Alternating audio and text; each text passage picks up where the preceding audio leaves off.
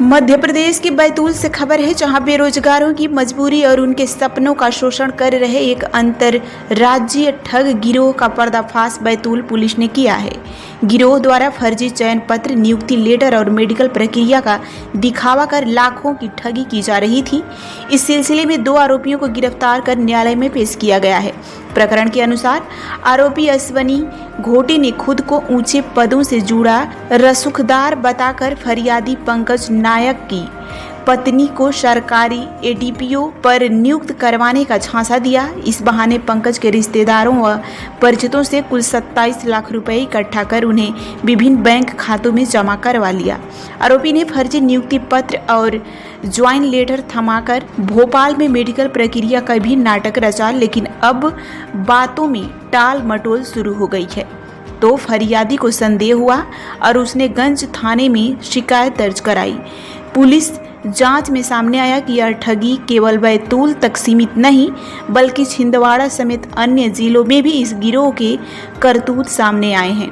आरोपी अश्वनी ने पूछताछ में खुलासा किया कि उसके साथी अभिजीत उर्फ वेद प्रकाश और मानव उर्फ आशीष भी इस गिरोह का हिस्सा है। पुलिस ने मानव को पटना से गिरफ्तार किया है, जबकि अन्य आरोपी अभी फरार हैं।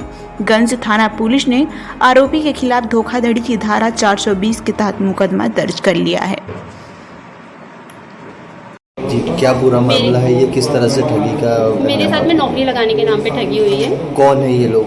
ये यही बैतूल के लोकल थे, बट इन्होंने हमको ऐसा दिखाया कि इनके ऊपर अच्छे टर्म्स हैं, लोगों को जानते हैं और विभागों में इनकी पहचान है, तो हम आपकी आसानी से नौकरी लगा देंगे क्योंकि आप काफ़ी सालों से परेशान हो रहे हो। और हम उनकी बातों में आ गए।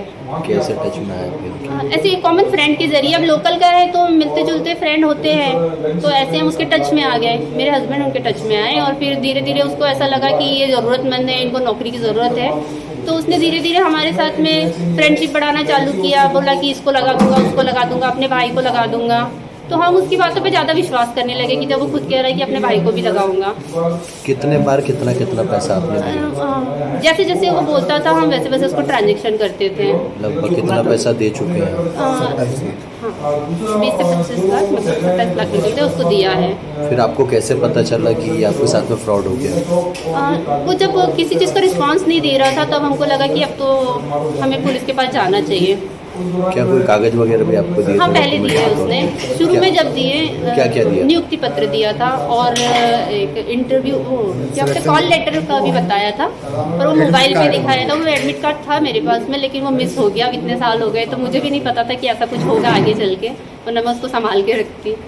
मेरे पास एक नियुक्ति पत्र था तो वो मैंने दिया है, जिसमें मुझे फाइनल लिस्ट भी थी। मामला कब का है? आपने कब दिए? ये 3-4 साल होते हैं, मतलब ये मामला 2021-22 से।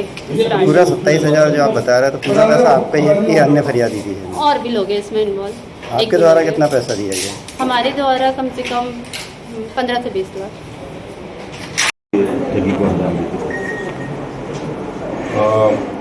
पंकज नायक फरियादी ने ये शिकायत किया था कि उसकी पत्नी श्रीमती पूनम नायक की एडीपीओ में नगरीय प्रशासन में जो है विधि अधिकारी के पद पे नौकरी लगवाने के नाम पे अश्विन घोटे नाम का जो अपने बैतूल के निवासी है, उसने 27 लाख रुपए लिए हैं और उनको फर्जी सिलेक्शन लिस्ट भी जारी की है और नियुक्ति पत्र देने का और मेडिकल करवाने का जो है पत्र भी जारी किए।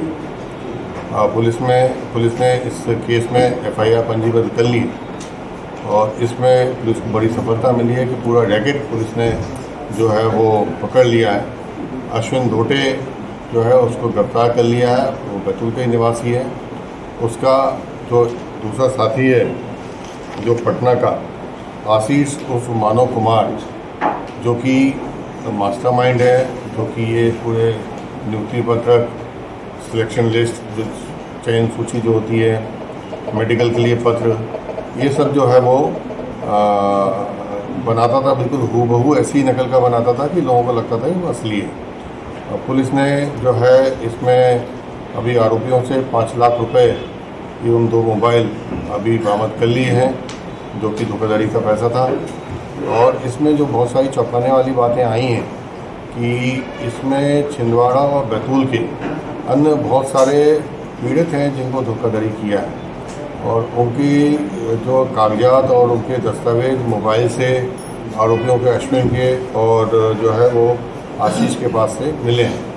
तो फरियादी अभी और भी बहुत सारे शिकायतकर्ता हैं। और जो दूसरी बात जो सामने आई है कि बहुत सारे विभागों के नियुक्ति पत्रक ये जारी कर रहे थे। ये महिला बाल विकास के नियुक्ति पत्रक जारी कर रहे थे, फॉरेस्ट विभाग के नियुक्ति पत्रक जारी कर रहे थे, पटवारी के जारी कर रहे थे, नेशनल हेल्थ मिशन के जारी कर रहे थे। मतलब लगभग सारे डिपार्टमेंट्स को उन्होंने कवर कर रखा था। और सभी जिसकी जैसी इच्छा हो, जैसे जो अपनी फरियादियाँ है पूनम, तो ये ADPO की तैयारी पिछले 5-6 साल से कर रही थी, सिविल जज के भी एग्ज़ाम दिए थे।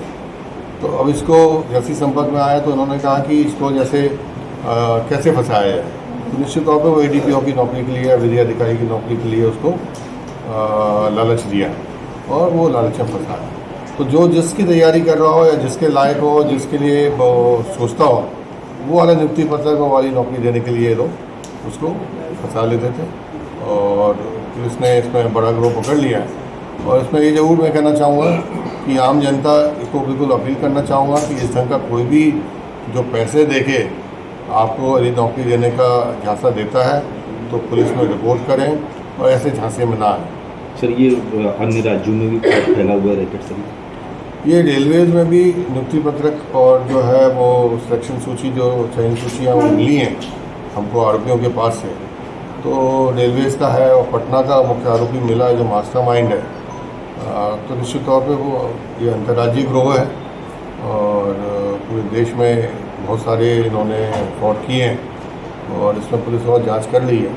उनके बैंक अकाउंट्स भी मिले हैं और बैंक अकाउंट्स में भी बहुत सारे सस्पिशियस ट्रांजेक्शन्स मिले हैं और जो इनके पास से दस्तावेज भी बहुत सस्पिशियस है। निश्चित तौर पे अंतर्राज्यीय गैंग है। सर कहीं ऐसी कोई भी जानकारी मिली कि नियुक्तियां करवा भी चुके हैं कई जगह?